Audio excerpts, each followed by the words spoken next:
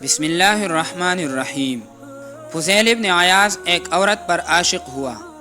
رات کو جب اپنی معشوقہ سے ملنے دیوار پر چڑھ گیا تو قریب قافلہ والوں میں سے کوئی شخص یہ آیت کریمہ تلاوت کر رہا تھا: الم یأن للذین آمنوا ان تخشع قلوبہم لذکر اللہ، یعنی کیا اہل ایمان کے لیے ابھی وہ وقت نہیں آیا کہ ان کی قلوب اللہ جل شانہ کے ذکر سے خوفزدہ ہو جائے۔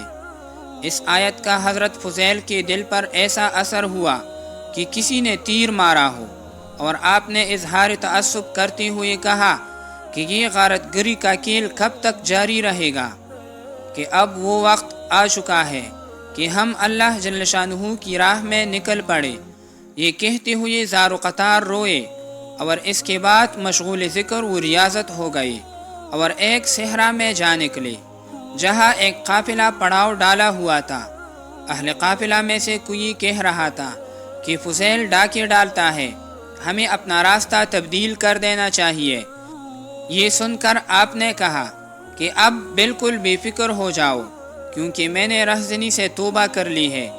پھر ان لوگوں سے جن کو آپ سے تکلیف پہنچی تھی آپ نے ان سے معافی طلب کی، لیکن ایک یہودی نے معاف کرنے سے انکار کر دیا اور یہ شرط لگا دی کہ اگر سامنے والی مٹی کا پہاڑ یہاں سے ہٹا دو میں معاف کر دوں گا۔ چنانچہ آپ نے اس کی مٹی اٹھانی شروع کر دی، اور ایک دن ایسی آندھی آئی کہ وہ پوری پہاڑ اپنی جگہ سے ختم ہو گئی۔ یہودی نے یہ دیکھ کر اپنے دل سے آپ کی دشمنی ختم کر دی اور عرض کیا کہ میں نے یہ عہد کیا تھا کہ جب تک تم میرا مال واپس نہیں کرو گے میں تمہیں معاف نہیں کروں گا، لہٰذا اس تکیہ کے نیچے اشرفیوں کی تیلی رکھی ہوئی ہے، وہ اٹھا کر آپ مجھے دے دیں تاکہ میری قسم کا کفارہ ہو جائے۔ چنانچہ آپ نے وہ تیلی اٹھا کر اس کو دے دی۔ اس کے بعد اس نے یہ شرط لگائی کہ پہلے مجھ کو مسلمان کر اور پھر معاف کروں گا۔ پھر آپ نے اسے کلمہ پڑھا کر مسلمان کر لیا۔